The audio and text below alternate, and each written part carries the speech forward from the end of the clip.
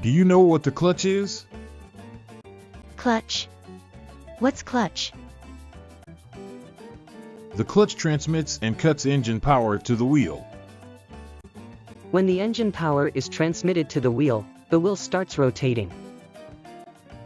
You're right. In the case of stopping motorcycle, like waiting at the stoplights, pulling the clutch lever, the clutch is cut off.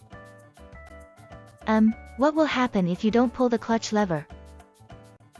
If you try to stop your motorcycle without pulling the clutch lever, the engine stops running as the wheel stops. You're right. Once you understand what the clutch does, let's take a look inside the clutch. There are a lot of something like rings.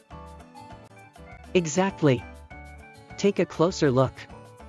There are two types of parts sandwiched alternately. The brown ones are called the clutch disc, and they get worn out gradually as you use your motorcycle. What if they get worn out? The engine power will be not transmitted effectively to the wheel, am I right? That's right. The clutch slips and it causes problem, like it gets hard to increase speed even if throttling, or it can't start moving at all in the worst case. Really?